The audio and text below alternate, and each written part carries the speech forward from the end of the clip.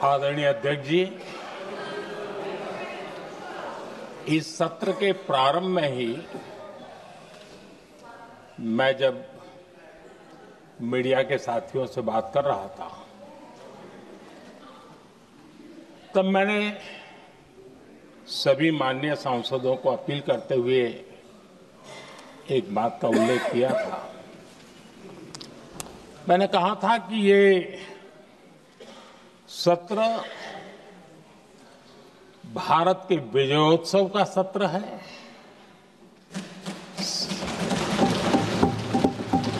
संसद का ये सत्र भारत के गौरवगान का सत्र है।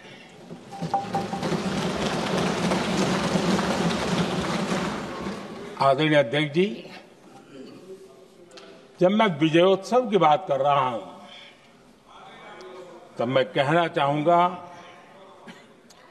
कि ये विजयोत्सव आतंकी हेडक्वार्टर्स को मिट्टी में मिलाने का है।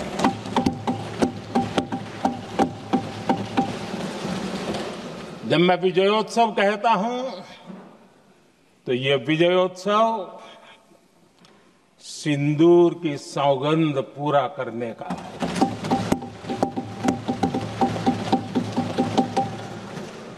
मैं जब ये विजयोत्सव कहता हूं तो ये भारत की सेना के शौर्य और सामर्थ्य का विजय गाथा कह रहा है। जब मैं विजयोत्सव कह रहा हूं तो 140 करोड़ भारतीयों की एकता, इच्छा शक्ति, उसके एक अप्रतिम जीत का विजयोत्सव की बात करता हूं। आदरणीय अध्यक्ष जी, मैं इसी विजय भाव से इस सदन में भारत का पक्ष रखने के लिए खड़ा हुआ।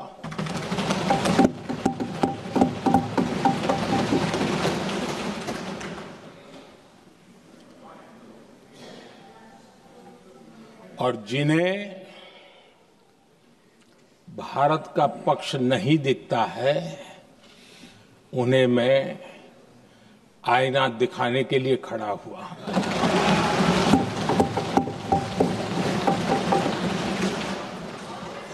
आदरणीय अध्यक्ष जी, मैं 140 करोड़ देशवासियों की भावनाओं में अपना स्वर मिलाने के लिए उपस्थित हुआ हूं। ये 140 करोड़ देशवासियों की भावना के जो गूंज है, जिस सदन में सुनाई दी है, मैं उसे अपना एक स्वर मिलाने खड़ा हुआ। आदरणीय अध्यक्ष जी, ऑपरेशन सिंदूर के दरमियान जिस प्रकार से देश के लोगों ने मेरा साथ दिया, मुझे आशीर्वाद दिए, देश की जनता मुझ पर कर्ज है। मैं देशवासियों का आभार व्यक्त करता हूं। मैं देशवासियों का अभिनंदन करता हूं। आदरणीय अध्यक्ष जी, 22 अप्रैल को पहलगाम में जिस प्रकार की क्रूर घटना घटी, जिस प्रकार आतंकवादियों ने निर्दोष लोगों को उनका धर्म पूछ करके गोलियां मारी, ये क्रूरता की पराकाष्ठा थी। भारत को हिंसा की आग में झोंकने का ये सुविचारित प्रयास था। भारत में दंगे फैलाने की ये साजिश थी। मैं आज देशवासियों का धन्यवाद करता हूं कि देश ने एकता के साथ उस साजिश को नाकाम कर दिया।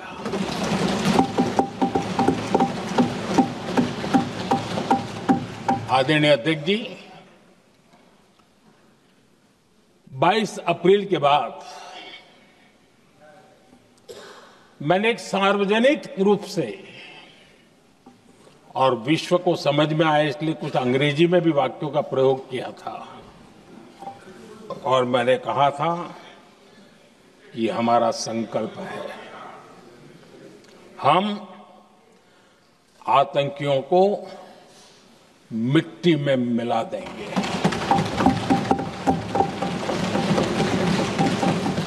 और मैंने सार्वजनिक रूप से कहा था, सजा उनके आकाओं को भी होगी और कल्पना से भी बड़ी सजा मिलेगी।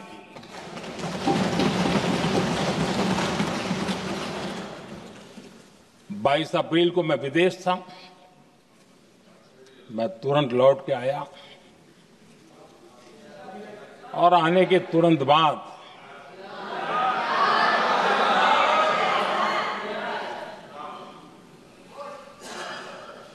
मैंने एक बैठक बुलाई और उस बैठक में हमने साफ साफ निर्देश दिए कि आतंकवाद को करारा जवाब देना होगा और ये हमारा राष्ट्रीय संकल्प है।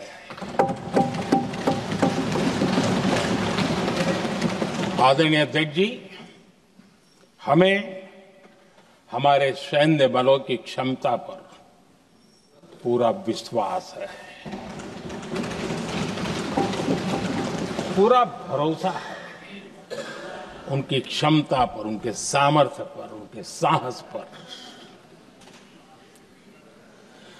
सेना को कार्रवाई की खुली छूट दे दी गई और यह भी कहा गया कि सेना तय करें कब, कहां, कैसे, किस प्रकार से। ये सारी बातें उस मीटिंग में साफ साफ कह दी गई और कुछ बातें उसमें से मीडिया में शायद रिपोर्ट भी हुई है।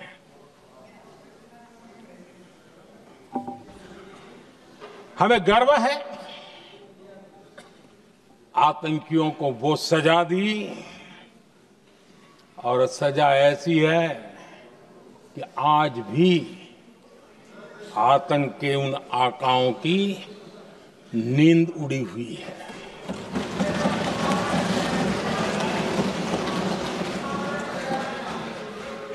आदरणीय अध्यक्ष जी, मैं हमारी सेना की सफलता के उससे जुड़े भारत के उस पक्ष को सदन के माध्यम से देशवासियों के सामने रखना चाहता हूं। पहला पक्ष, पहलगाम हमले के बाद से ही पाकिस्तानी सेना को अंदाजा लग चुका था कि भारत कोई बड़ी कार्रवाई करेगा। उनके तरफ से न्यूक्लियर की धमकियों के भी बयान आना शुरू हो चुके थे। भारत ने 6 मई रात और 7 मई सुबह जैसा तय किया था वैसी कार्रवाई की और पाकिस्तान कुछ नहीं कर पाया। 22 मिनट में 22 अप्रैल का बदला निर्धारित लक्ष्य के साथ हमारी सेना ने ले लिया। दूसरा पक्ष, आदरणीय अध्यक्ष जी, पाकिस्तान के साथ हमारी लड़ाई तो कई बार हुई है, लेकिन ये पहली ऐसी भारत की रणनीति बनी कि जिसमें पहले जहां कभी नहीं गए थे वहां हम पहुंचे। पाकिस्तान के कोने कोने में आतंकी अड्डों को धुआं धुआं कर दिया गया।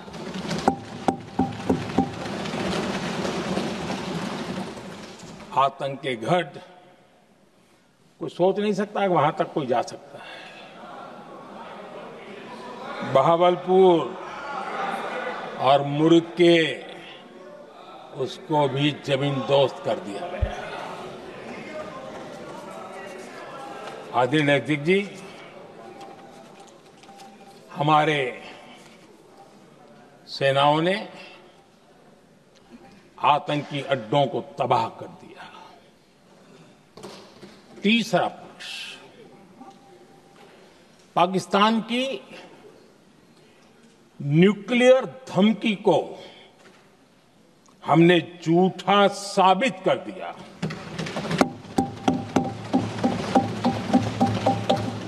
भारत ने सिद्ध कर दिया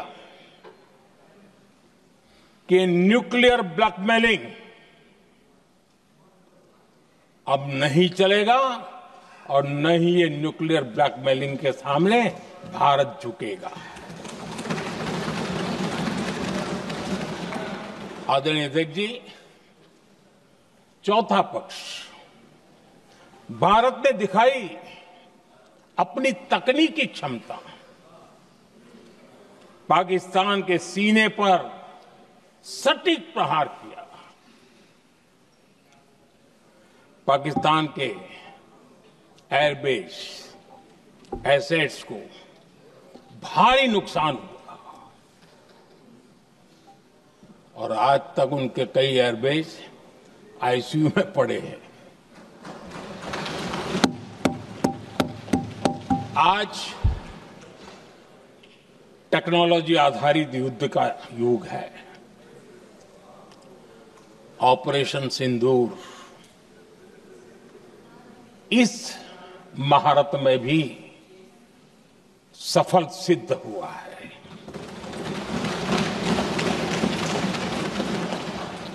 अगर पिछले 10 साल में जो हमने तैयारियां की हैं वो न की होती तो इस तकनीक के युग में हमारा कितना नुकसान हो सकता था, इसका हम अंदाज लगा सकते हैं। पांचवा पक्ष,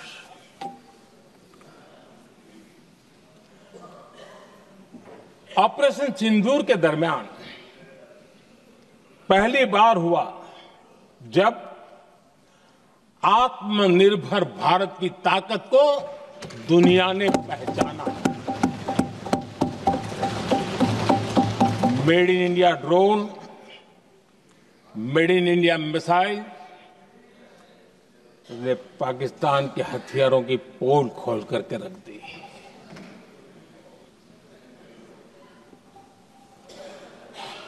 आदरणीय अध्यक्ष जी, और भी एक महत्वपूर्ण काम जो हुआ है, वैसे जब राजीव गांधी जी थे उस समय उनके जो डिफेंस का काम देखने वाले एमओएस थे,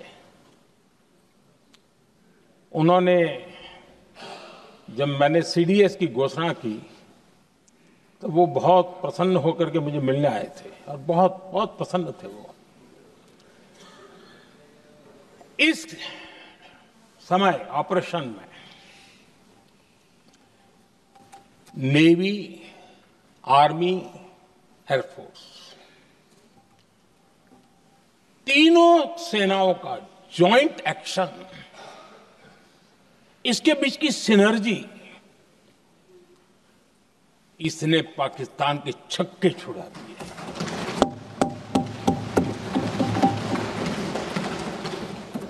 आदरणीय अध्यक्ष जी, आतंक की घटनाएं पहले भी देश में होती थी,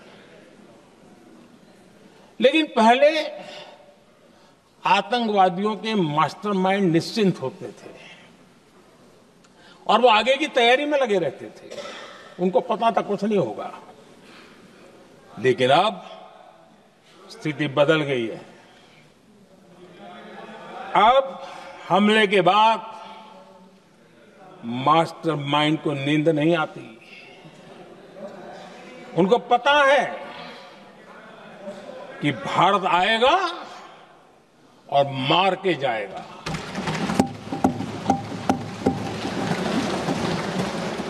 ये न्यू नॉर्मल भारत ने सेट कर दिया है।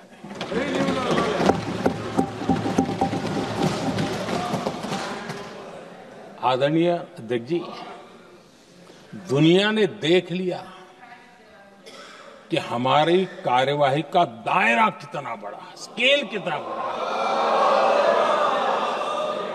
सिंदूर से लेकर के सिंधु तक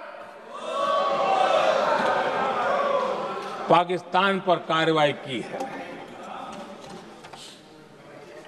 ऑपरेशन सिंदूर ने तय कर दिया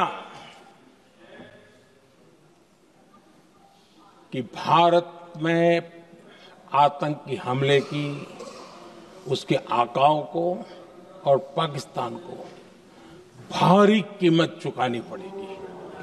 अब ऐसे ही नहीं जा सकते। आदरणीय अध्यक्ष जी, ऑपरेशन सिंदूर से स्पष्ट होता है कि भारत ने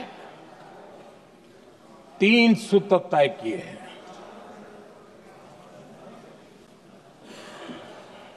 अगर भारत पर आतंकी हमला हुआ तो हम अपने तरीके से, अपनी शर्तों पर, अपने समय पर जवाब दे करके रहेंगे।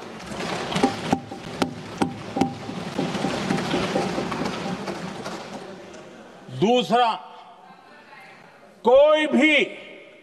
कोई भी न्यूक्लियर ब्लैकमेल अब नहीं चलेगा।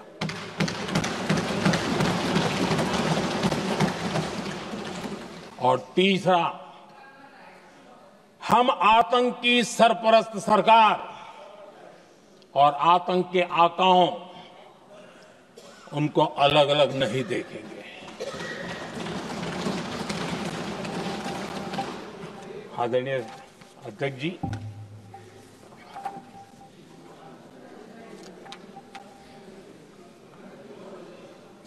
यहां पर विदेश नीति को लेकर के भी काफी बातें कही गई हैं।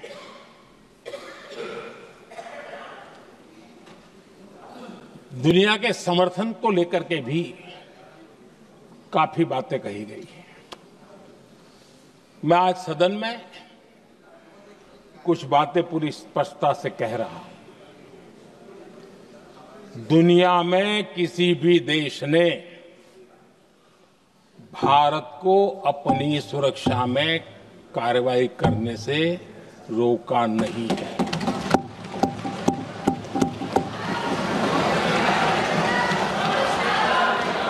संयुक्त राष्ट्र 193 कंट्रीज,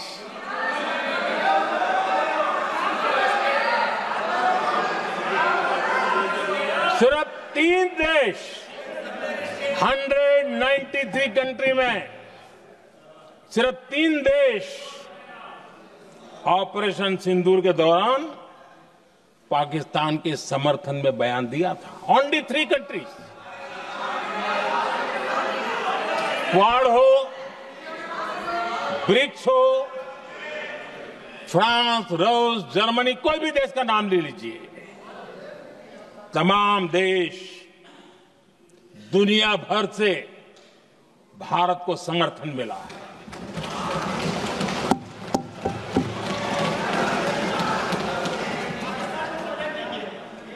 आदरणीय अध्यक्ष जी, दुनिया का समर्थन तो मिला, दुनिया के देशों का समर्थन मिला, माननीय, लेकिन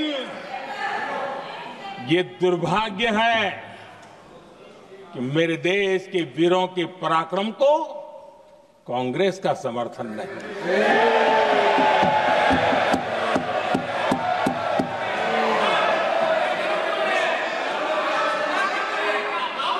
22 अप्रैल के आतंकी हमले के बाद 3-4 दिन में ही ये उछल रहे थे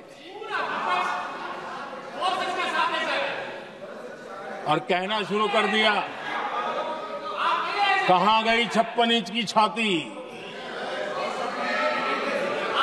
कहां खो गया मोदी, मोदी तो फेल हो गया। क्या मजा ले रहे थे, उनको लगता है वाह बाजी मार ली। उनको पहलगाम के निर्दोष लोगों की हत्या में भी वो अपनी राजनीति तराशते थे।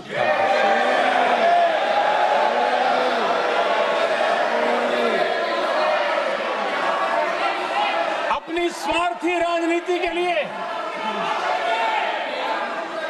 मुझ पर निशाना साध रहे थे, लेकिन उनकी ये बयानबाजी, इनका छिछोरापन देश के सुरक्षा बलों का मनोबल गिरा रहा था।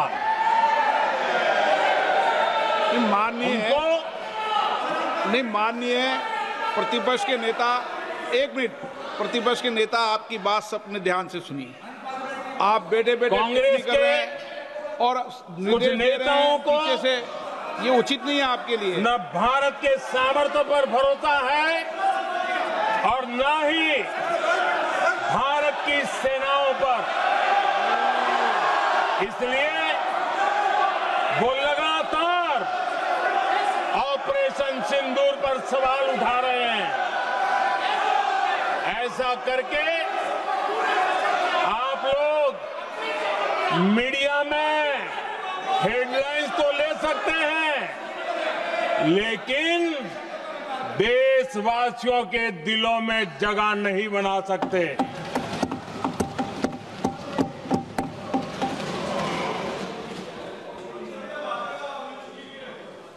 आदरणीय सभापति जी, आदरणीय अध्यक्ष जी,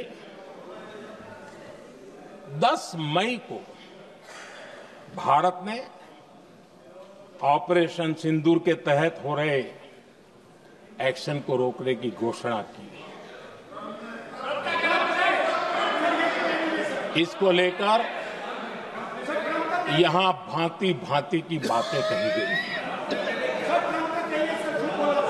ये वही प्रोपेगेंडा है जो सीमा पार से फैलाया गया है। कुछ लोग सेना द्वारा दिए गए तथ्यों की जगह पाकिस्तान के झूठ प्रचार को आगे बढ़ाने में जुटे हुए हैं।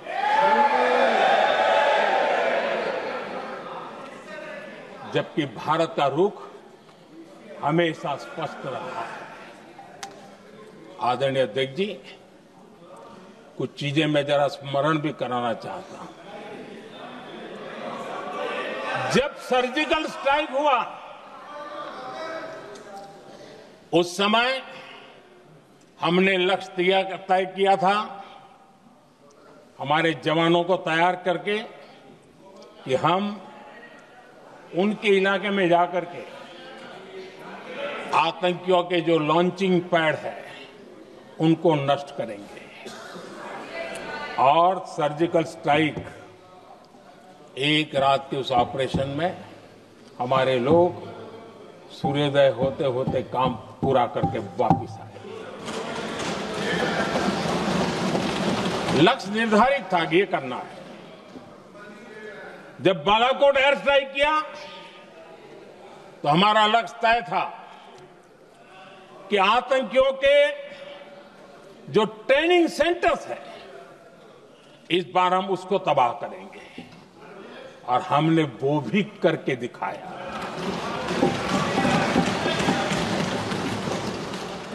ऑपरेशन सिंदूर के समय हमारा लक्ष्य तय था और हमारा लक्ष्य था कि आतंक के जो एपी सेंटर है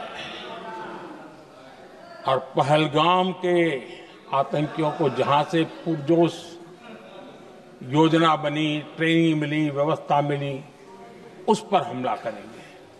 हमने उनके नाभि पर हमला कर दिया।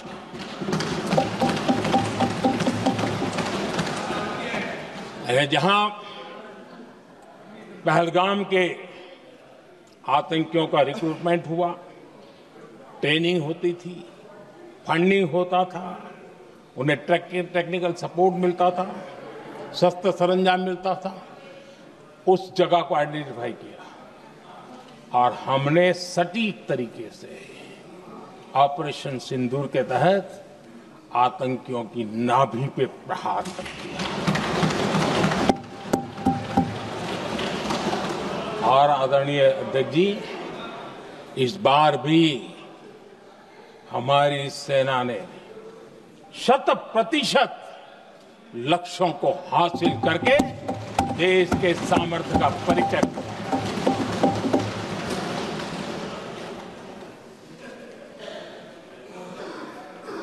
कुछ लोग जानबूझ करके कुछ चीजें भूलने में इंटरेस्टेड होते हैं। देश भूलता नहीं है, देश को याद है। 6 रात और 7 मई सुबह ऑपरेशन हुआ था और 7 मई को सुबह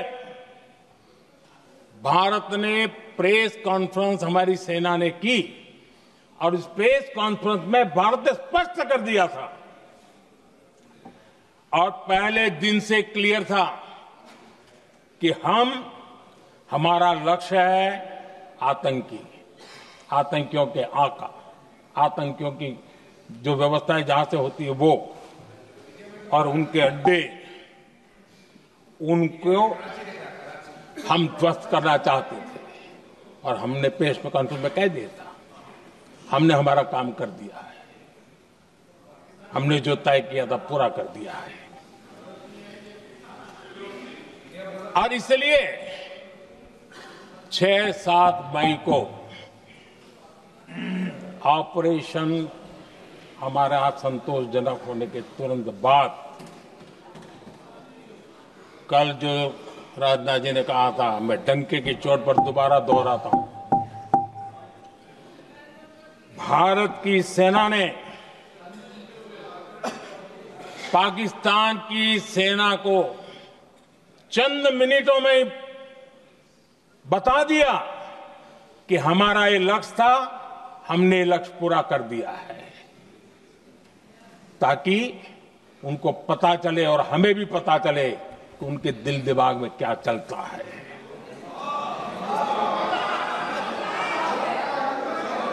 हमने अपना लक्ष्य 100% हासिल कर लिया था और पाकिस्तान में समझदारी होती तो आतंकियों के साथ खुलेआम खड़े रहने की गलती न करता। उसने निर्लज्ज होकर के आतंकवादियों के साथ खड़े रहने का फैसला किया। हम पूरी तरह तैयार थे, हम भी मौके की तलाश में थे, लेकिन हमने दुनिया को बताया था कि हमारा लक्ष्य आतंकवाद है, आतंकवादी आका है, आतंकवादी ठिकाने हैं, वो हमने पूरा कर दिया। लेकिन जब पाकिस्तान ने आतंकियों की मदद में आने का फैसला किया और मैदान में उतरने की हरकत की, तो भारत की सेना ने सालों तक याद रह जाए ऐसा करारा जवाब दे करके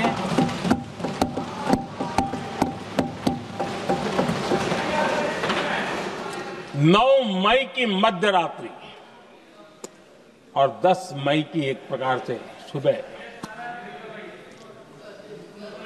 हमारी मिसाइलें उन्होंने पाकिस्तान के हर कोने में प्रचंड प्रहार किया, जिसकी पाकिस्तान ने कभी कल्पना नहीं की थी, और पाकिस्तान को घुटनों पर आने के लिए मजबूर कर दिया।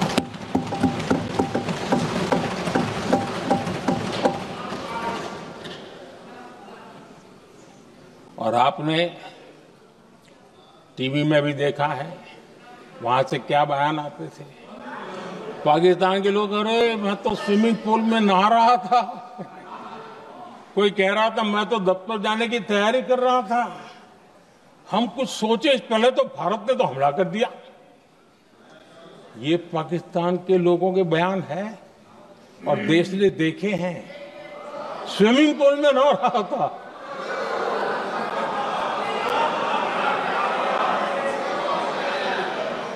और जब इतना कड़ा प्रहार हुआ, पाकिस्तान ने कभी सोचा तक नहीं था, तब जाकर के पाकिस्तान ने फोन करके डीजीएमओ के सामने फोन करके गुहार लगाई, बस करो, बहुत मारा,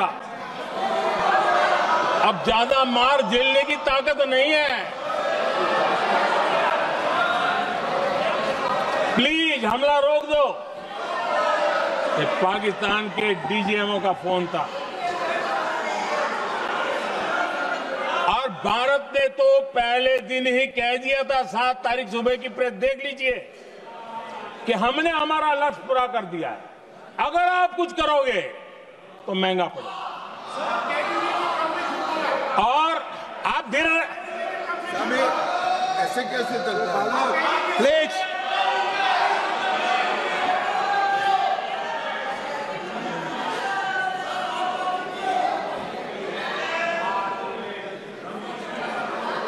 मैं आज दोबारा कह रहा हूं, ये भारत की स्पष्ट नीति थी, सुविचारित नीति थी, सेना के साथ मिलकर के तय की हुई नीति थी, और वे ये थी कि हम आतंक, उनके आका, उनके ठिकाने, ये हमारा लक्ष्य है।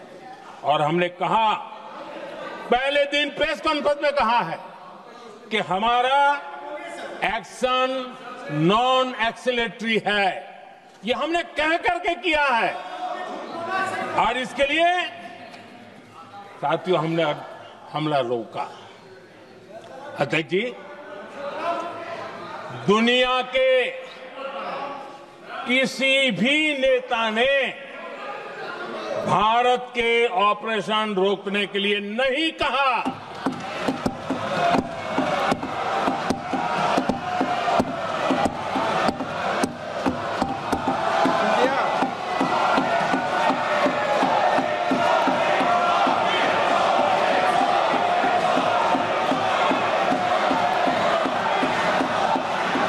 उसी दौरान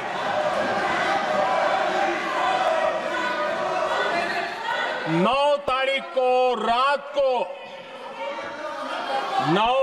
को रात को अमेरिका के उपराष्ट्रपति जी ने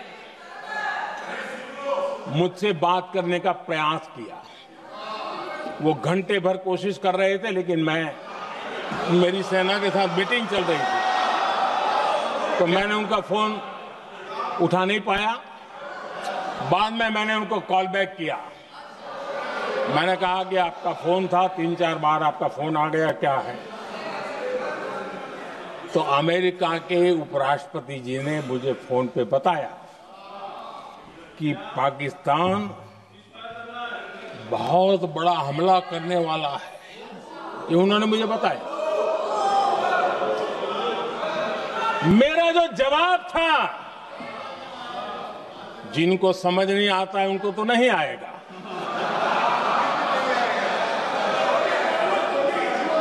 मेरा जवाब था, अगर पाकिस्तान का ये इरादा है तो उसे बहुत महंगा पड़ेगा। ये मैंने अमेरिका के उपराष्ट्रपति को कहा।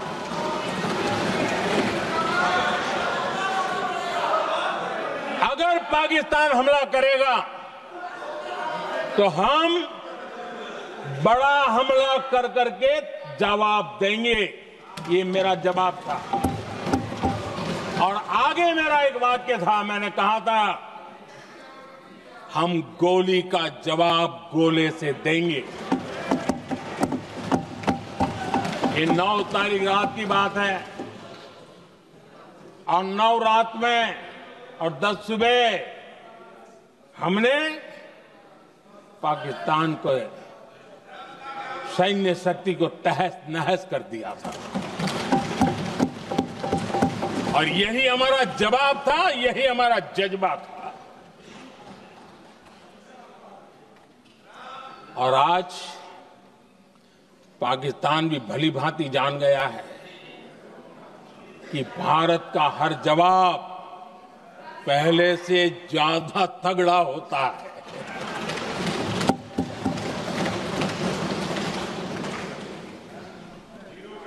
उसे यह भी पता है कि अगर भविष्य में नौबत आई तो भारत आगे कुछ भी कर सकता है।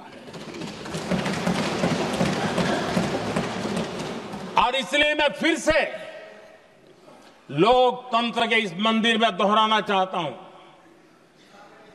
ऑपरेशन सिंदूर जारी है।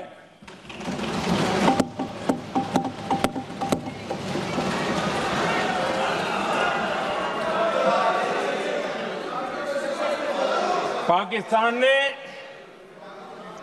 दुस्साहस की अगर कल्पना की तो उसे करारा जवाब दिया जाएगा।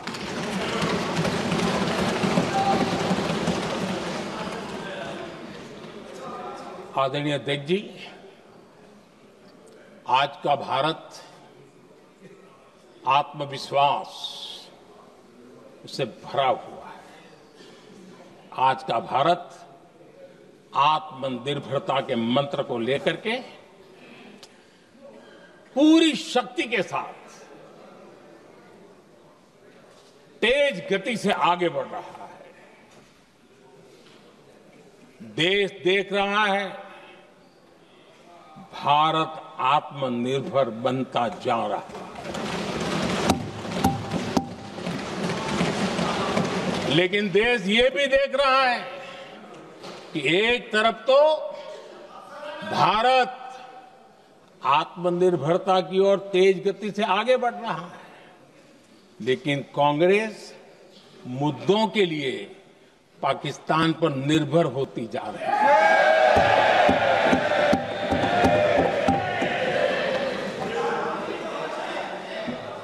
मैं आज पूरा दिन देख रहा था, जो 16 घंटे से जो चर्चा चल रही है, दुर्भाग्य से।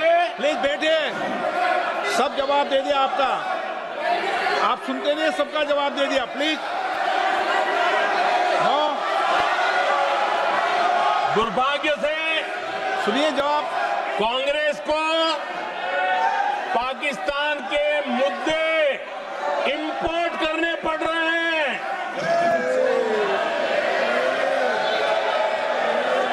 आदरणीय अध्यक्ष जी, आज के वॉरफेयर में इंफॉर्मेशन और नैरेटिव्स की प्लीज बैठिए। बहुत बड़ी भूमिका है। नैरेटिव घड़ करके, एआई का भी भरपूर उपयोग करके सेनाओं के मनोबल को कमजोर करने के खेल भी खेले जाते हैं। जनता के अंदर अविश्वास पैदा करने के भी भरपूर प्रयास होते हैं। दुर्भाग्य से कांग्रेस और उसके सहयोगी पाकिस्तान के ऐसे ही प्रपंच के प्रवक्ता बन चुके हैं।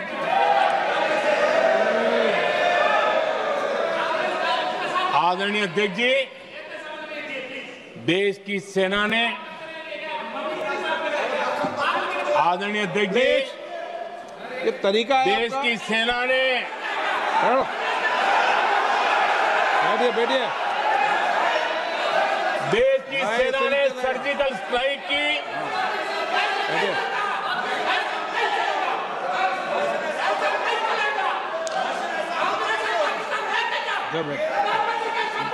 बैठिए।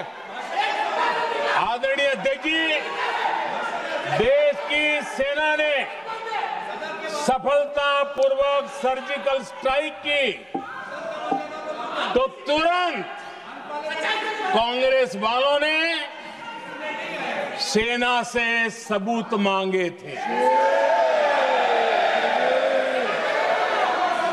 लेकिन जब उन्होंने देश का मूड देखा, देश का मिजाज देखा, तो सुर उनके बदलने लगे और बदल करके क्या कहने लगे। कांग्रेस के लोगों ने कहा, ये सर्जिकल स्ट्राइक क्या बड़ी बात है, ये तो हमने भी की थी। एक ने कहा 3 सर्जिकल स्ट्राइक की थी, दूसरे ने कहा 6 सर्जिकल स्ट्राइक की थी, तीसरे ने कहा 15 सर्जिकल स्ट्राइक की थी। जितना बड़ा नेता उतना बड़ा आंकड़ा चल रहा था।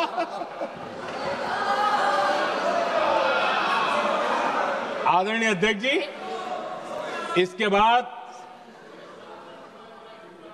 बालाकोट में सेना ने एयर स्ट्राइक की।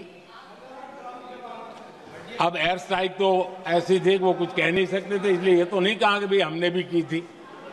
उसमें तो उन्होंने समझदारी दिखाई, लेकिन फोटो मांगने लगे। एयर स्ट्राइक हुई तो फोटो दिखाओ, क्या कहां गिरा, क्या तोड़ा, कितना तोड़ा, कितने मरे, बस यही पूछते रहे। पाकिस्तान भी यही पूछता था, ये भी यही पूछते थे। इतना ही नहीं, आदरणीय अध्यक्ष जी, जब पायलट अभिनंदन पकड़े गए तो पाकिस्तान में तो खुशी का माहौल होना स्वाभाविक था कि उनके हाथ में भारतीय सेना का एक पायलट उनके हाथ लगा था। लेकिन यहां पर भी कुछ लोग थे जो कानों कानों में कह रहे थे, अब मोदी फंसा, अब अभिनंदन वहां आए, मोदी ला करके दिखा दे, अब देखते हैं मोदी क्या करता है। आज डंके की चोट पर अभिनंदन वापिस आए।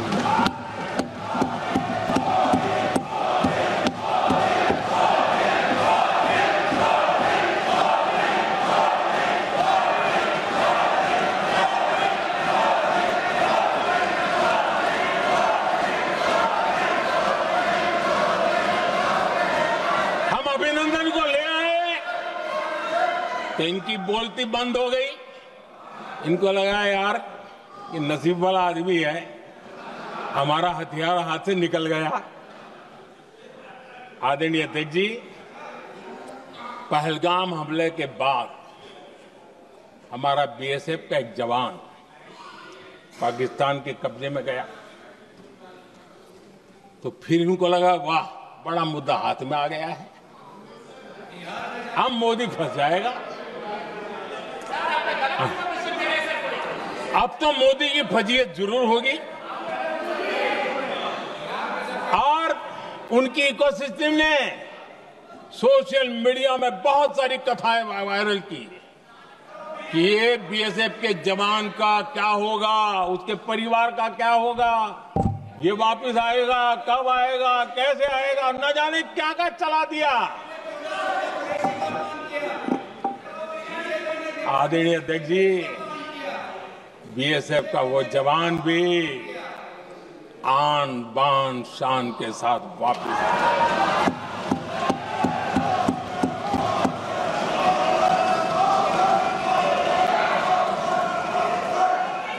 आतंकवादी रो रहे हैं, आतंकवादियों के आका रो रहे हैं, और उनको रोते देखकर यहां भी कुछ लोग रो रहे हैं।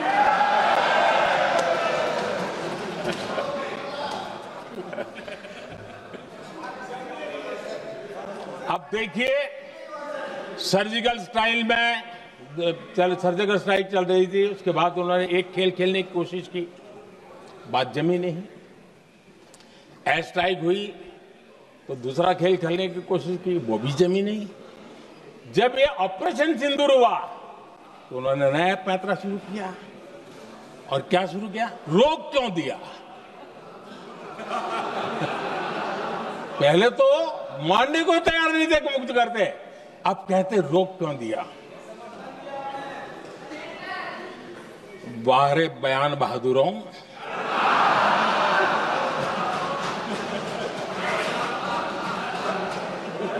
आपको विरोध का कोई न कोई बहाना चाहिए। और इसलिए सिर्फ मैं नहीं, पूरा देश आप पर हंस रहा है।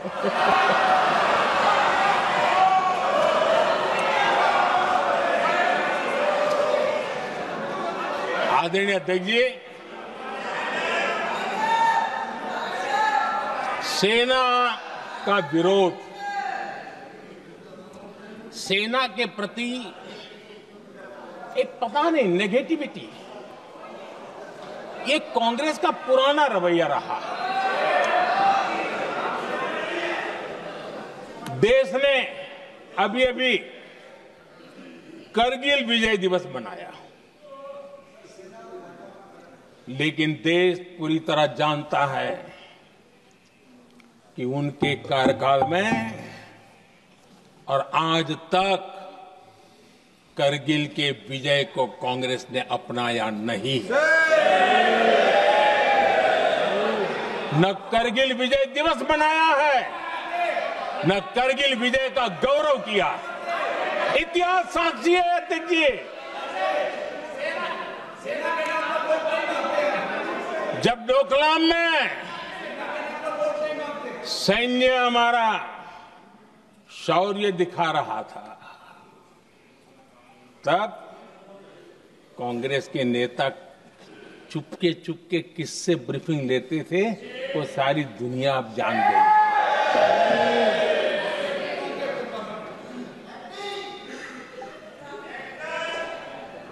आप निकाल दीजिए पाकिस्तान के सारे बयान और यहां हमारा विरोध करने वाले लोगों के बयान, फुल स्टॉप कॉमा के साथ एक है। क्या कहेंगे इसको? और बुरा लगता है सच बोलते हैं तो। पाकिस्तान के साथ सुर में सुर मिला दिया जाता है। आदरणीय अध्यक्ष जी, देश हैरान है, कांग्रेस ने पाकिस्तान को क्लीन चिट दे दी है।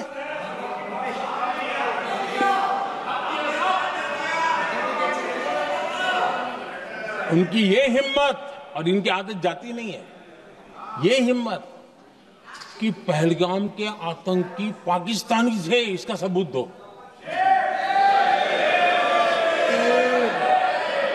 क्या कह रहे हो तुम लोग? तो कौन सा तरीका है? और यही मांग पाकिस्तान कर रहा है जो कांग्रेस कर रही है। और आदरणीय अध्यक्ष जी, आज जब सबूतों की कोई कमी नहीं है, सब कुछ आंखों के सामने दिखता है, तब ये हालत है। अगर ये सबूत ना होते तो क्या करते ये लोग, आप बताइए। आदरणीय अध्यक्ष जी,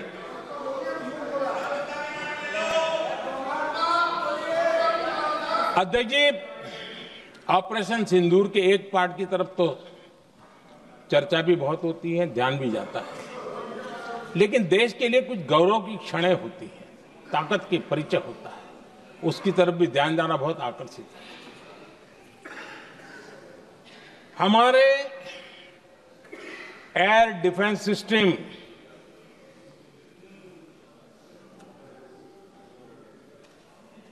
दुनिया में इसकी चर्चा है। हमारे एयर डिफेंस सिस्टम ने पाकिस्तान की मिसाइल और ड्रोन्स उसको तिनके की तरफ बिखेर दिया था।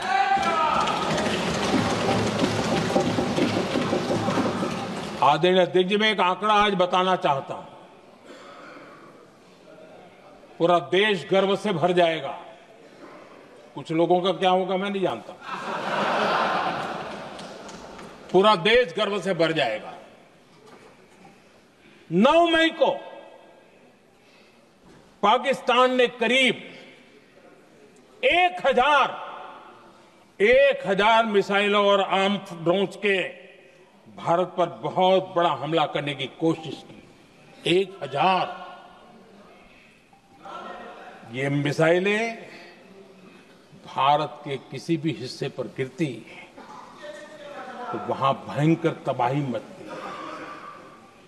लेकिन 1000 मिसाइल्स और ड्रोन्स को भारत ने आसमान में ही चूर चूर कर दिया।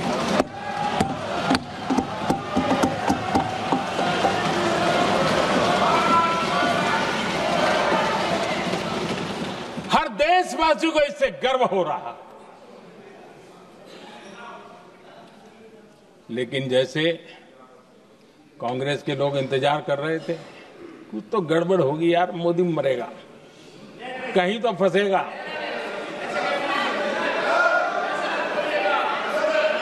पाकिस्तान ने आदमपुर एयरबेस पर हमले का झूठ फैलाया,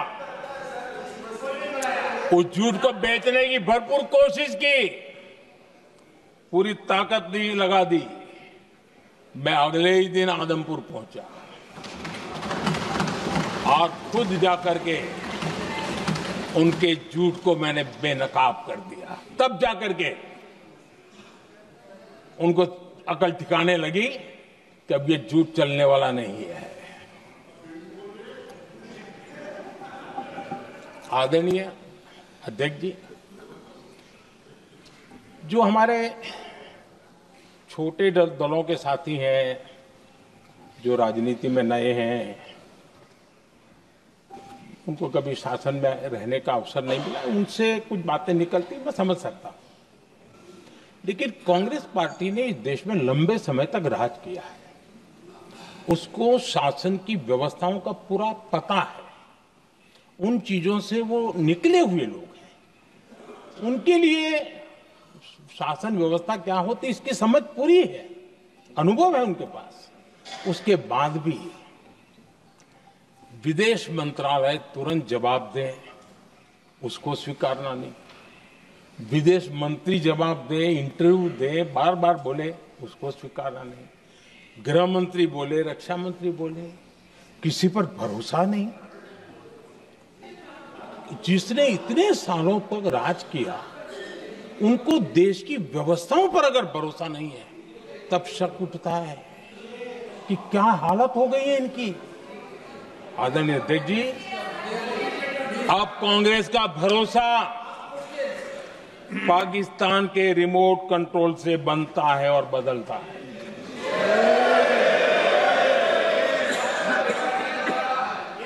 आदरणीय अध्यक्ष जी, एक बिल्कुल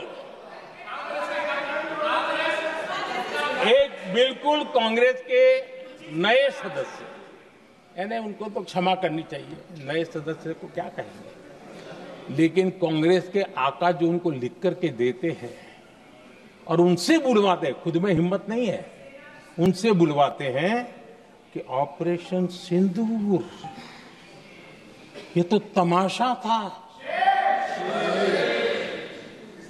ये आतंकवादियों ने जिन 26 लोगों को मौत के घाट उतारा था ना, उस भयंकर क्रूर घटना पर ये तेजाब छिड़कने वाला पाप है।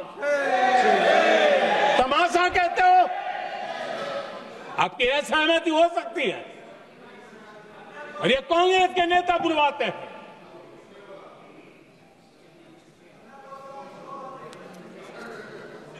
आदरणीय अध्यक्ष जी, पहलगाम के हमलावरों को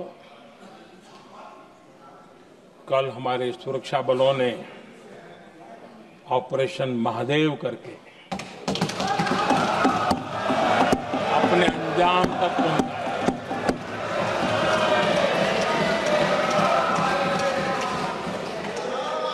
लेकिन मैं हैरान हूं कि यहां ठहाके लगा के पूछा गया कि आखिर ये कल ही क्यों हुआ।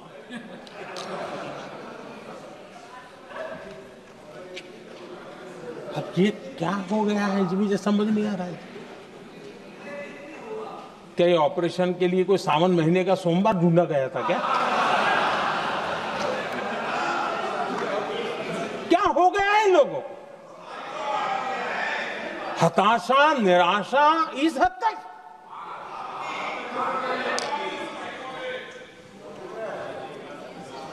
और देखिए मजा, पिछले कई सप्ताह से हाँ ऑपरेशन सिंदूर वगैरह तो ठीक है, पहलगाम के आतंकियों का क्या हुआ, पहलगाम के आतंकियों का अब हुआ तो कल क्यों हुआ?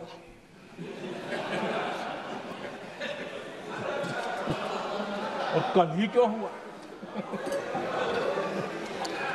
क्या हाल है अध्यक्ष जी का। आदरणीय अध्यक्ष जी,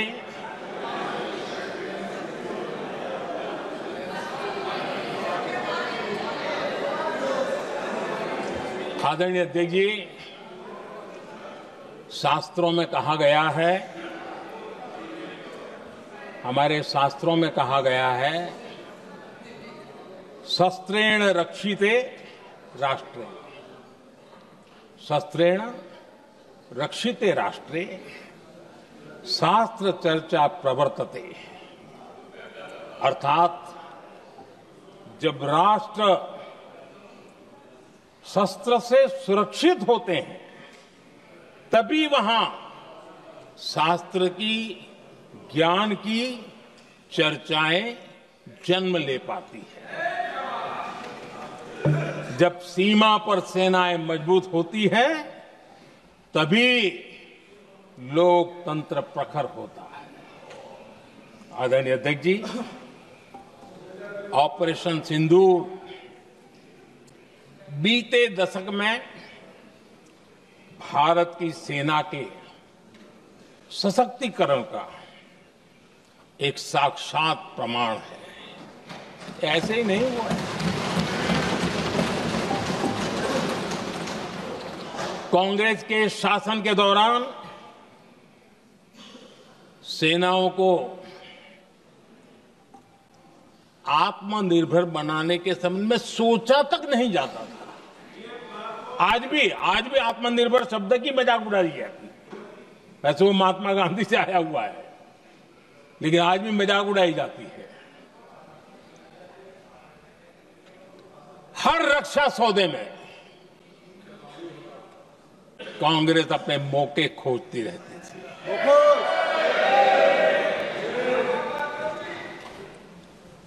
छोटे छोटे हथियारों को लिए विदेशों पर निर्भरता, ये इनका कार्यकाल रहा है।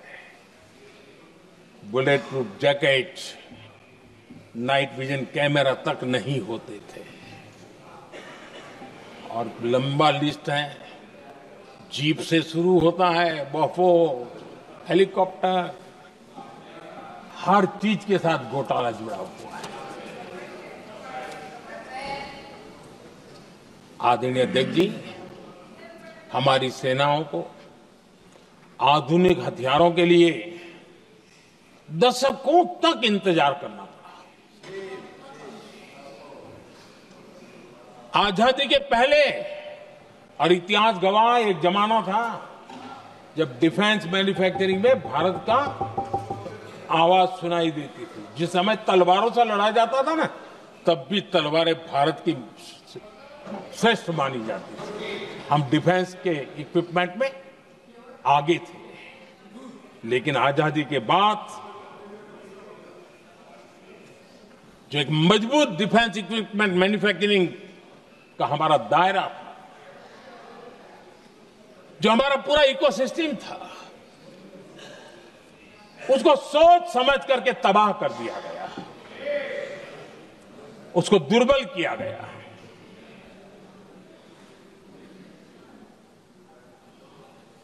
रिसर्च और मैन्युफैक्चरिंग के लिए रास्ते बंद कर दिए गए। अगर इसी नीति पर हम चलते तो भारत इस 21वीं सदी में ऑपरेशन सिंदूर के संबंध में सोच भी नहीं सकता। यह हालत करके रखा हुआ था उन्होंने।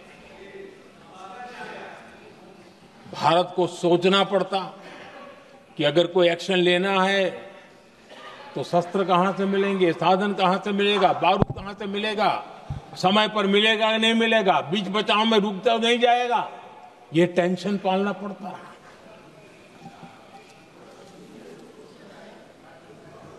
आदरणीय अध्यक्ष जी, बीते एक दशक में मेक इन इंडिया हथियार सेना को मिले, उन्होंने इस ऑपरेशन में बहुत निर्णायक भूमिका निभाई।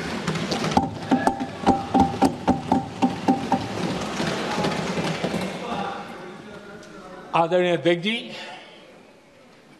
एक दशक पहले भारत के लोगों ने संकल्प लिया, हमारा देश सशक्त, आत्मनिर्भर और आधुनिक राष्ट्र बने। रक्षा, सुरक्षा, हर क्षेत्र में बदलाव के लिए एक के बाद एक ठोस कदम उठाए गए, सीरीज ऑफ रिफॉर्म्स किए गए और देश में सेना में जो रिफॉर्म्स हुए हैं, जो आजादी के बाद पहली बार हुए। चीफ ऑफ डिफेंस स्टाफ की नियुक्ति, ये विचार कोई नया नहीं था, दुनिया में प्रयोग भी चलते हैं, भारत में निर्णय नहीं होते थे। हमने, ये बहुत बड़ा रिफॉर्म था, हमने किया और बहुत ही, मैं हमारी तीनों सेनाओं का अभिनंदन करता हूं कि इस व्यवस्था को उन्होंने दिल से सहयोग किया है, दिल से स्वीकार किया है। सबसे बड़ी ताकत जॉइंटनेस और इंटीग्रेशन की इस समय नेवी हो, एयरफोर्स हो, आर्मी हो, ये इंटीग्रेशन और जॉइंटनेस ने हमारी ताकत को अनेक गुना बढ़ा दिया और उसका परिणाम भी हमें नजर में आया है, ये हमने करके देखा है। सरकार की जो डिफेंस प्रोडक्शन की कंपनियां थी, उसमें हमने रिफॉर्म किए। शुरुआत में वहां पर आग लगाना, आंदोलन करवाना, हड़तालें करवाने के खेल चल रहे थे, अभी भी बंद नहीं हुए हैं, लेकिन देश हित को सर्वोपरि मान करके उन डिफेंस इंडस्ट्री के हमारे जो लोग थे सरकारी व्यवस्था में, उन्होंने इसको मन से लिया, रिफॉर्म को स्वीकार किया और वो भी आज बहुत प्रोडक्टिव बन गए।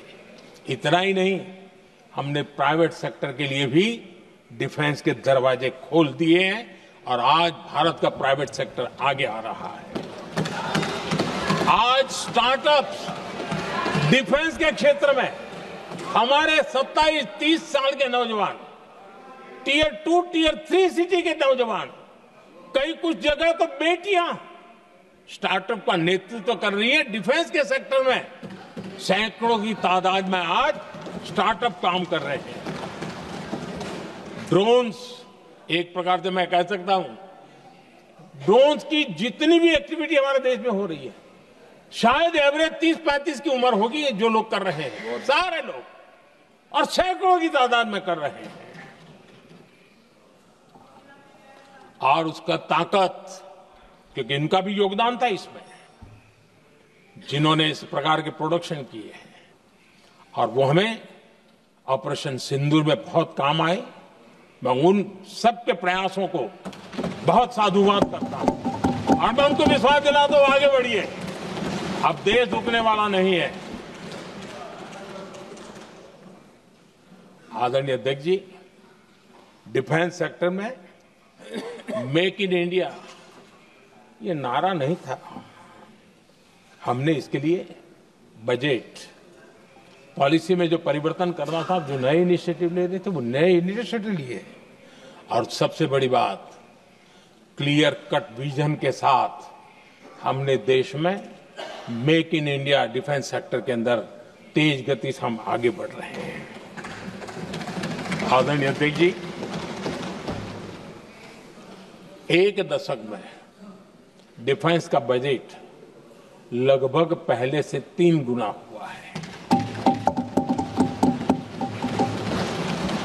डिफेंस प्रोडक्शन में करीब करीब 250% वृद्धि हुई है, 250% वृद्धि हुई है। 11 वर्षों में डिफेंस एक्सपोर्ट 30 गुना से भी ज्यादा बढ़ा है, 30 गुना से ज्यादा।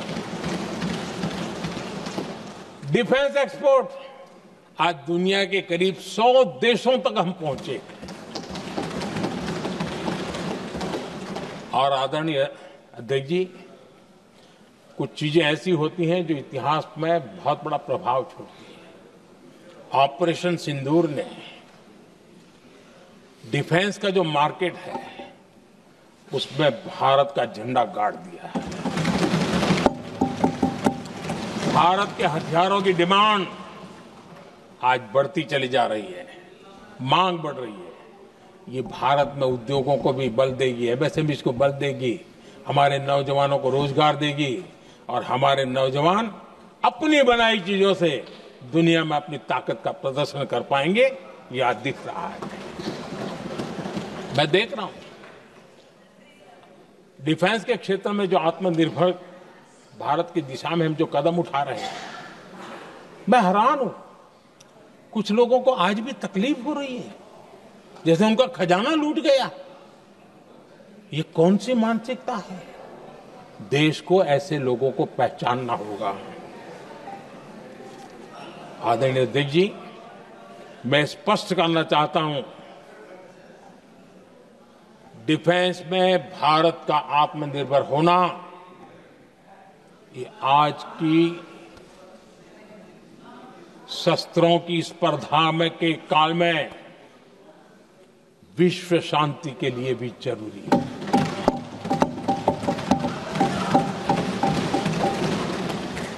मैं पहले भी कह चुका हूं, भारत युद्ध का नहीं, बुद्ध का देश है।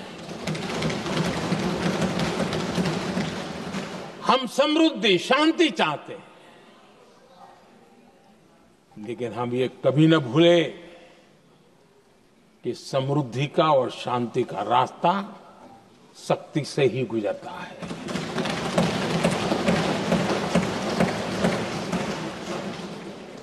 आदरणीय अध्यक्ष जी, हमारा भारत छत्रपति शिवाजी महाराज, महाराजा रणजीत सिंह, राजेंद्र चोला, महाराणा प्रताप, लसित बोरफुकन और महाराजा सुहेलदेव का देश है।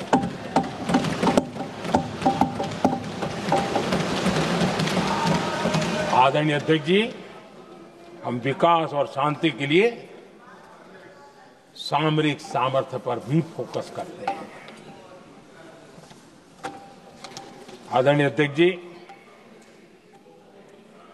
कांग्रेस के पास नेशनल सिक्योरिटी का विजन पहले था और आज तो सवाल ही नहीं उठता है।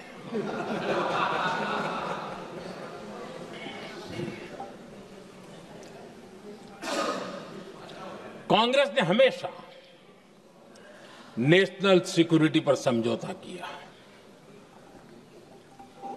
आज जो लोग पूछ रहे हैं पीओके को वापस क्यों नहीं लिया, वैसे ये सवाल मुझे ही पूछ सकते हैं और किसको पूछ सकते हैं।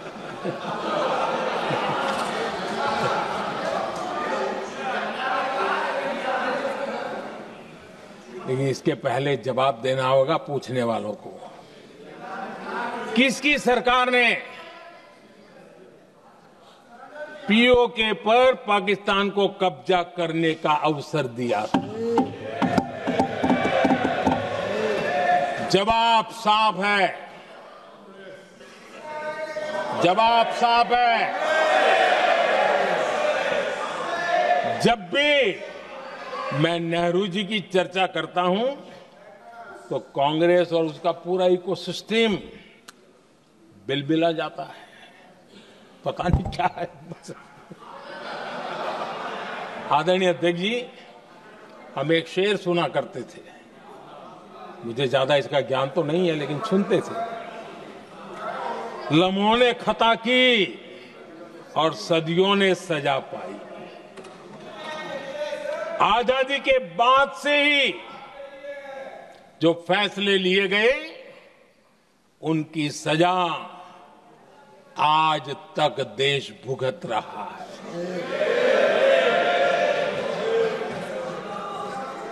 यहां बार बार एक बात का जिक्र हुआ और मैं फिर से करना चाहूंगा। अक्साई चीन की उस पूरे क्षेत्र को बंजर जमीन करार दिया गया, ये कह करके तो बंजर है। देश की 38,000 वर्ग किलोमीटर जमीन हमें खोनी पड़ी।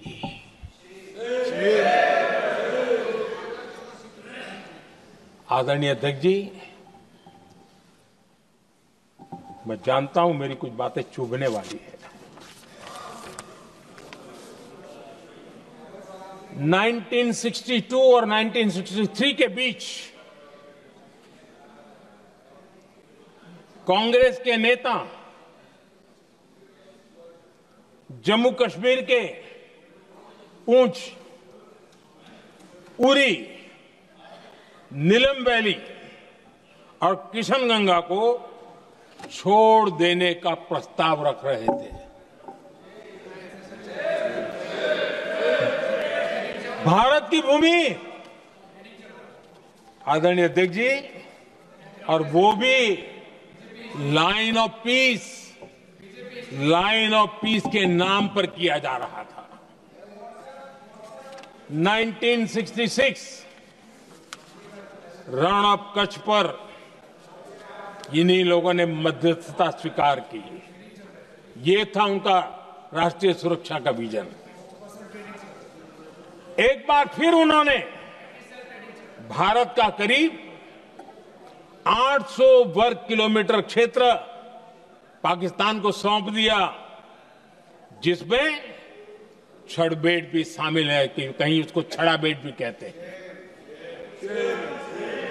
1965 की जंग में हाजीपीर पास को हमारी सेना ने वापस जीत लिया था, लेकिन कांग्रेस ने उसे फिर लौटा दिया। 1971 पाकिस्तान के 93,000 फौजी हमारे पास बंदी थे। पाकिस्तान का हजारों वर्ग किलोमीटर एरिया हमारी सेना ने कब्जा किया था। हम बहुत कुछ कर सकते थे, विजय की स्थिति में थे। उस दौरान अगर थोड़ी सा विजन होता, थोड़ी सी समझ होती, तो पीओके वापस लेने का निर्णय हो सकता। वो मौका था, वो मौका भी छोड़ दिया गया। अरे इतना ही नहीं, इतना सारा जब सामने टेबल पर था, अरे कम से कम करतारपुर साहब को तो ले सकते थे, वो ही नहीं कर पाया। 1974 श्रीलंका को कच्चथीवू द्वीप को गिफ्ट कर दिया गया। आज तक हमारे मछुआरे भाई बहनों को इससे परेशानी होती है, उनकी जान पर आफत आती है। क्या गुनाह था तमिलनाडु के मेरे फिशरमैन भाई बहनों का, आपने उनका हक छीन लिया और दूसरों को गिफ्ट कर दिया? कांग्रेस का दशकों से इरादा लेकर चल रही थी कि सियाचिन से सेना हटा दी जाए। आदरणीय अध्यक्ष जी, 2014 में देश ने इनको मौका नहीं दिया, वरना आज सियाचिन भी हमारे पास नहीं होता।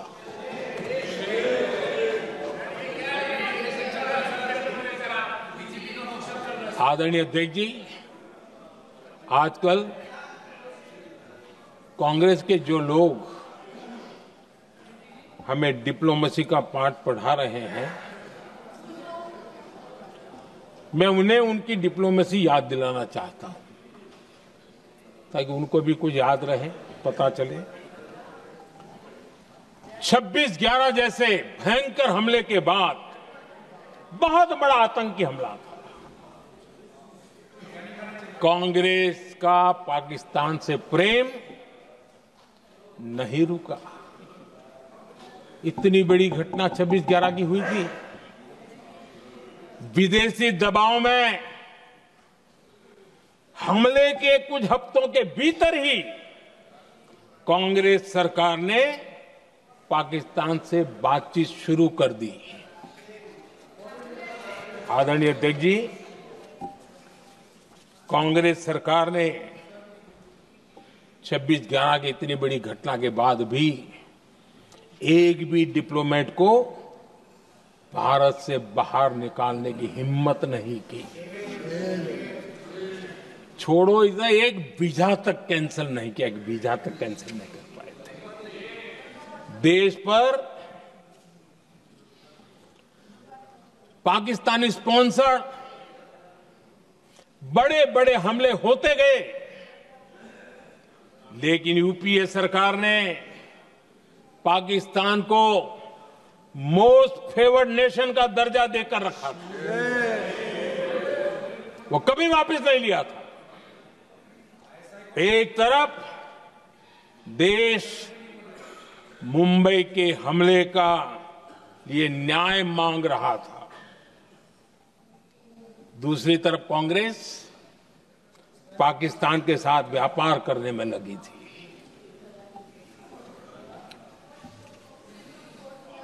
पाकिस्तान वहां से खून की होली खेलने वाले आतंकियों को भेजते रहे,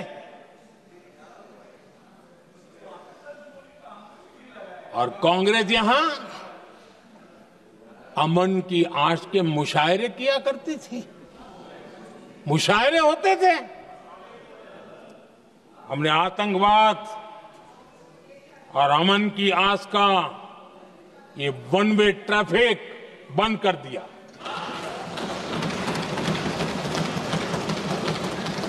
हमने पाकिस्तान का MFN का दर्जा रद्द किया, वीजा बंद किया।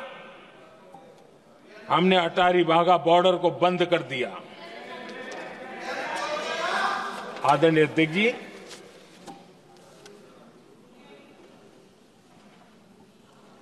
भारत के हितों को गिरवी रख देना ये कांग्रेस की पार्टी की पुरानी आदत है। इसका सबसे बड़ा उदाहरण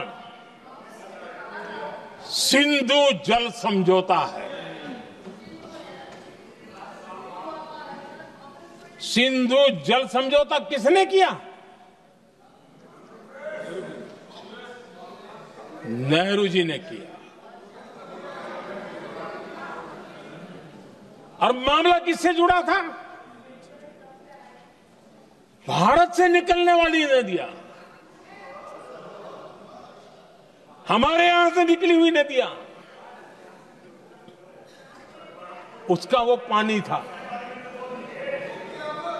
और वो नदियां हजारों साल से भारत की सांस्कृतिक विरासत रही है, भारत की चैतन्य शक्ति रही है। भारत को सुजलाम सुफलाम बनाने में उन नदियों का बहुत बड़ा योगदान रहा है। सिंधु नदी जो सदियों से भारत की पहचान हुआ करती थी, उसी से भारत जाना जाता था। लेकिन नेहरू जी और कांग्रेस ने सिंधु और झेलम जैसी नदियों पर विवाद के लिए पंचायत किसको दी? वर्ल्ड बैंक को दी। वर्ल्ड बैंक फैसला करे क्या कर रहा है। नदी हमारी, पानी हमारा।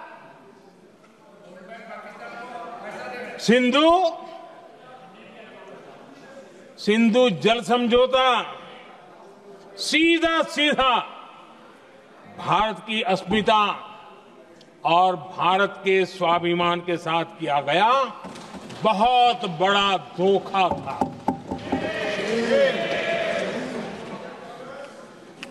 आदरणीय अध्यक्ष जी, आज के देश के युवा ये बात सुनते होंगे तो उनको भी आश्चर्य होगा कि ऐसे लोग थे हमारे देश का काम करते थे। नेहरू जी ने इस ट्रीटी करी और क्या किया? ये जो पानी था, जो नदियां थी, जो भारत से निकल रही थी, उन्होंने 80% पानी पाकिस्तान को देने के लिए वो राजी हो गए। और इतना बड़ा हिंदुस्तान, उसको सिर्फ 20% पानी। कोई मुझे समझाए भाई ये कौन सी बुद्धिमानी थी, कौन सा देश हित था, कौन सी डिप्लोमेसी थी, क्या हालत करके बना के रखा था आप लोगों ने। इतनी बड़ी आबादी वाला हमारा देश, हमारे यहां से निकलती हुई ये नदियां, और सिर्फ 20% पानी, और 80% पानी उन्होंने उसको दिया जो देश खुलेआम भारत को अपना दुश्मन करार कर देता रहता है, दुश्मन कहता रहा। और ये पानी पर किसका हक था? हमारे देश के किसानों का, हमारे देश के नागरिकों का। हमारा पंजाब, हमारा जम्मू कश्मीर देश के एक बहुत बड़े हिस्से को इन्होंने पानी के संकट में धकेल दिया, इस एक कारण से। और राज्यों के भीतर भी पानी को लेकर के आपस में संघर्ष पैदा हुए, प्रतिस्पर्धा पैदा हुई, और उनका जिस पर हक था उस पर पाकिस्तान मौज करता रहा। और ये दुनिया में अपनी डिप्लोमेसी के पाठ पढ़ाते रहते हैं। आदरणीय अध्यक्ष जी, अगर ये ट्रीटी न होती तो पश्चिमी नदियों पर कई बड़ी परियोजनाएं बनती। पंजाब, हरियाणा, राजस्थान और दिल्ली, वहां के किसानों को भरपूर पानी मिलता, पीने के पानी की कोई समस्या नहीं रहती। औद्योगिक प्रगति के लिए भारत बिजली बना पाता। इतना ही नहीं, नेहरू जी ने इसके उपरांत करोड़ों रुपए भी दिए ताकि पाकिस्तान नहर बना सके।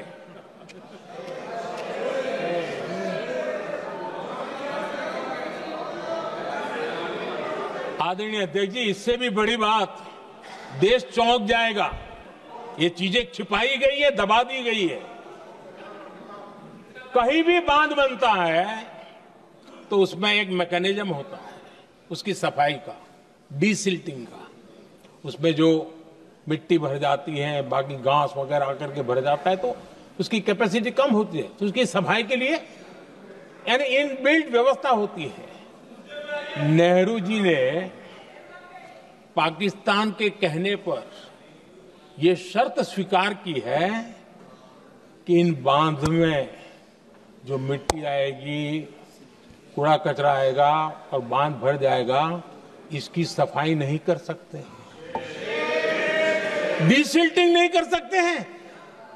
बांध हमारे यहां, पानी हमारा, लेकिन निर्णय पाकिस्तान का कि आप डिसिल्टिंग नहीं कर सकते। इतना ही नहीं, जब इस बार मैं डिटेल में गया तो एक बांध तो ऐसा है कि जहां ये डिसिल्टिंग के लिए जो गेट होता है ना, उसको वेल्डिंग कर दिया गया है ताकि कोई गलती से भी खोल करके मिट्टी को निकाल ना दे। पाकिस्तान ने नेहरू जी से लिखवा लिया था कि भारत बिना पाकिस्तान की मर्जी अपने बांधों में जमा होने वाली मिट्टी साफ नहीं करेगा, डिसिल्टिंग नहीं करेगा। ये समझौता देश के खिलाफ था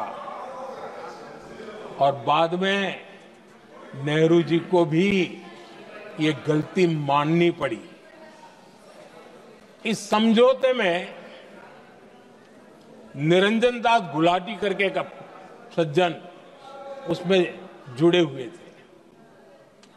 उन्होंने एक किताब लिखी है। उस किताब में उन्होंने लिखा है कि फरवरी 1961 में नेहरू ने उनसे कहा था, गुलाटी, मुझे उम्मीद थी कि यह समझौता अन्य समस्याओं के समाधान का रास्ता खोलेगा, लेकिन हम वहीं हैं जहां पहले थे। ये नेहरू जी ने कहा। नेहरू जी केवल तत्कालिक प्रभाव देख पा रहे थे, इसलिए उन्होंने कहा कि हम वहीं के वहीं हैं। लेकिन सच्चाई ये कि इस एग्रीमेंट के कारण देश बहुत पिछड़ गया, देश बहुत पीछे चल गया और देश का बहुत नुकसान हुआ।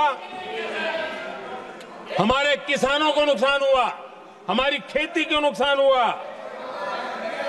और नेहरू जी उस डिप्लोमेसी को जानते थे जिसमें किसान का कोई वजूद ही नहीं था। यह हाल करके रखा था उन्होंने। आदरणीय अध्यक्ष जी, पाकिस्तान आगे दशकों तक भारत के साथ युद्ध और छद्म युद्ध, प्रॉक्सी वॉर करता ही रहा। लेकिन कांग्रेस की सरकारों ने बाद में भी सिंधु जल समझौते की तरफ देखा तक नहीं, नेहरू जी की गलती को सुधारा तक नहीं। आदरणीय अध्यक्ष जी, लेकिन अब भारत ने पुरानी गलती को सुधारा है, ठोस निर्णय लिया है। भारत ने नेहरू जी द्वारा किए गई बहुत बड़ी ब्लंडर, सिंधु जल समझौते को देश हित में, किसानों के हित में एबेंस में रख दिया है। देश का अहित करने वाला ये समझौता अब इस रूप में आगे नहीं चल सकता। भारत ने तय कर दिया है, खून और पानी साथ साथ नहीं बह सकते।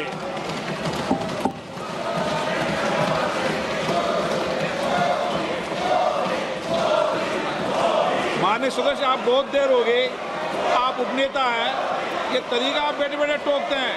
प्लीज, ये शोभा नहीं देता आपके लिए।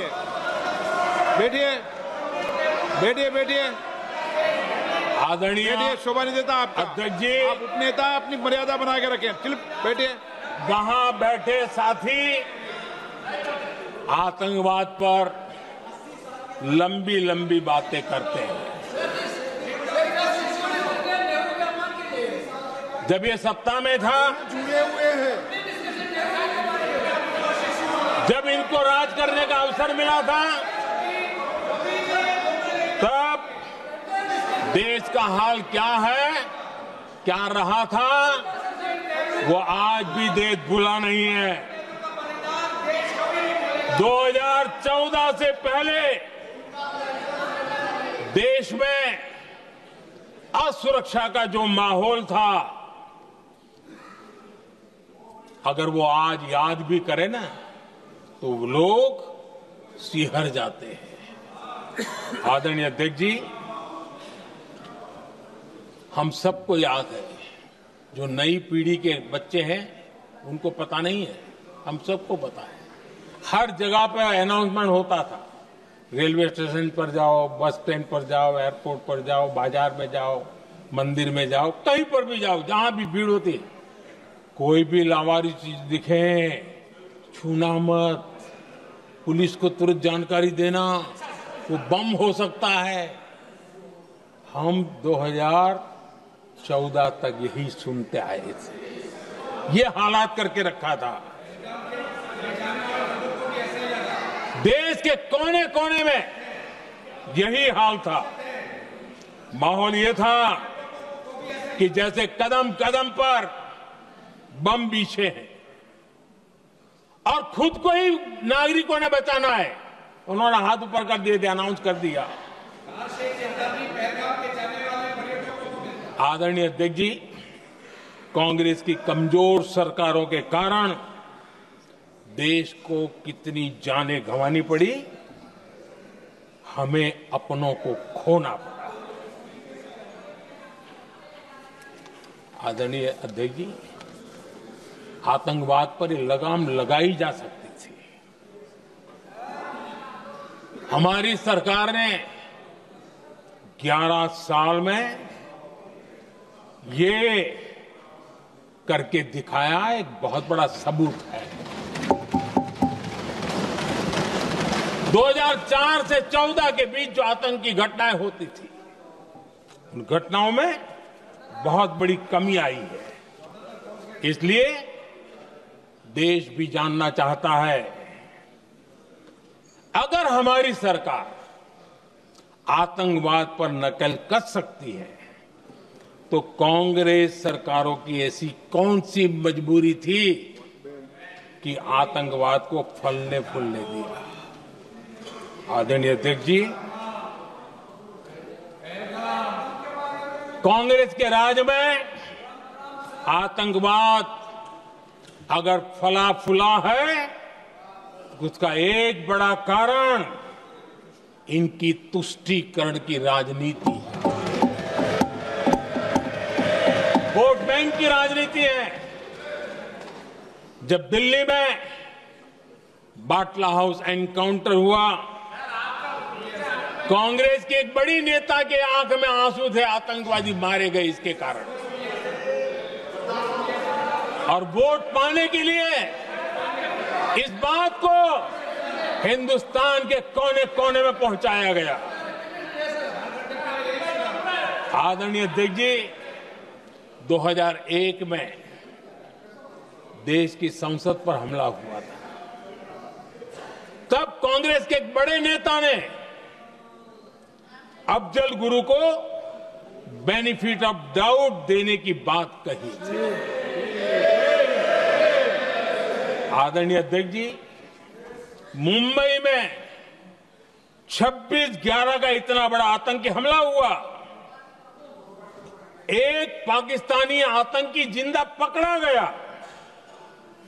पाकिस्तान की मीडिया ने, दुनिया ने यह स्वीकार किया कि ये पाकिस्तानी है, लेकिन यहां कांग्रेस पार्टी इतना बड़ा पाकिस्तान का पाप, इतना बड़ा पाकिस्तानी आतंकी हमला, और ये क्या खेल खेल रहे थे? वोट बैंक की राजनीति के लिए क्या कर रहे थे? कांग्रेस पार्टी इसको भगवा आतंक सिद्ध करने में जुटी हुई है।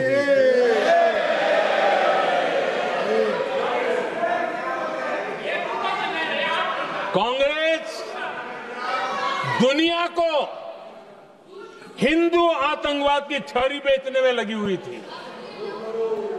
कांग्रेस के एक नेता ने अमेरिका के बड़े राजनयिक को यहां तक कह दिया था कि लश्कर-ए तोयबा से भी बड़ा खतरा भारत के हिंदू ग्रुप है। ये कहा गया था तुष्टीकरण के लिए कांग्रेस ने जम्मू कश्मीर में भारत का संविधान, बाबा साहब आंबेडकर का संविधान, उसे जम्मू कश्मीर में पैर नहीं रखने दिए, इन्होंने घुसने नहीं दिया, उसे बाहर रखा। तुष्टीकरण और वोट बैंक की राजनीति के लिए कांग्रेस हमेशा देश की सुरक्षा को बलि चढ़ाती रही। आदरणीय अध्यक्ष जी, तुष्टीकरण के लिए ही कांग्रेस ने आतंकवाद से जुड़े कानूनों को कमजोर किया। गृहमंत्री जी ने आज विस्तार से सदन में कहा है, इसलिए मैं इसको रिपीट करना नहीं चाहता। आदरणीय अध्यक्ष जी,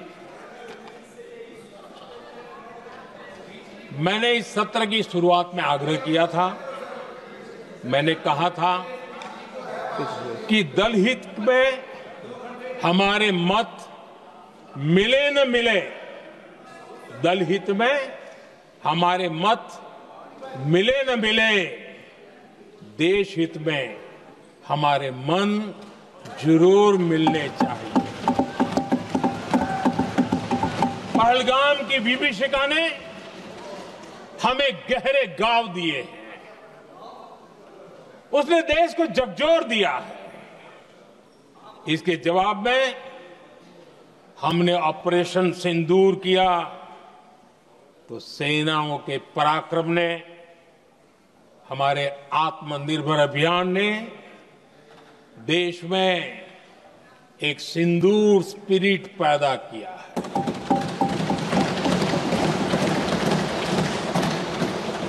ये सिंदूर स्पिरिट हमने तब भी देखी जब दुनिया भर में हमारे प्रतिनिधि मंडल भारत की बात बताने गए। मैं उन सभी साथियों को बहुत बहुत बधाई देता हूं। आपने बहुत ही प्रभावी ढंग से भारत की बात डंके की चोट पर दुनिया के सामने रखी। लेकिन मुझे दुख इस बात का है, हैरानी भी है,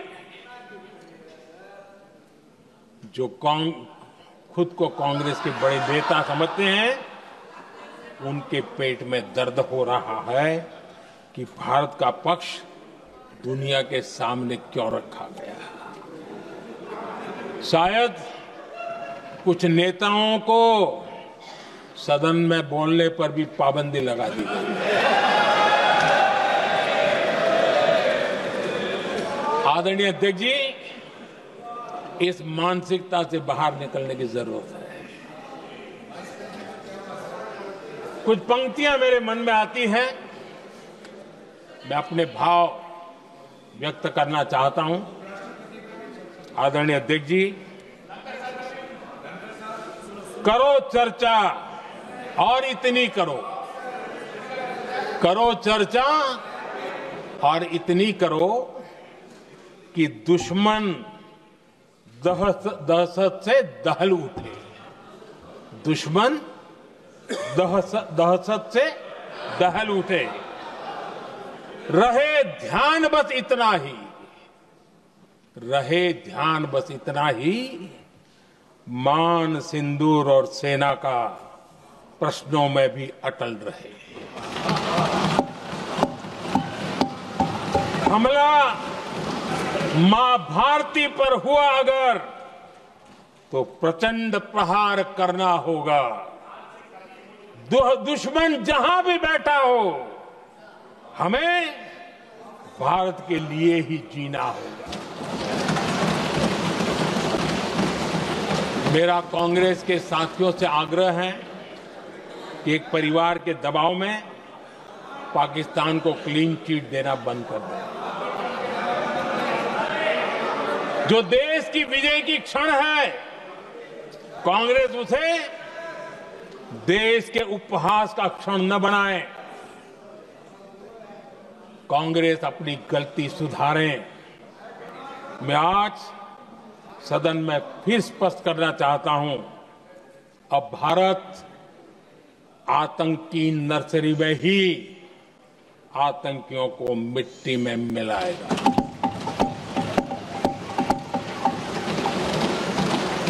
हम पाकिस्तान को भारत के भविष्य खेलने नहीं देंगे और इसलिए ऑपरेशन सिंदूर खत्म नहीं हुआ है, ऑपरेशन सिंदूर जारी है। और ये पाकिस्तान के लिए भी नोटिस है, वो जब तक भारत के खिलाफ आतंक का रास्ता रोकेगा नहीं, तब तक भारत एक्शन लेता रहेगा।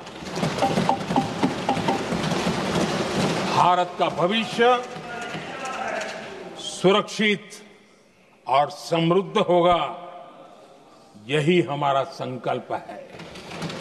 इसी भाव के साथ मैं फिर से सभी सदस्यों को सार्थक चर्चा के लिए धन्यवाद देता हूं।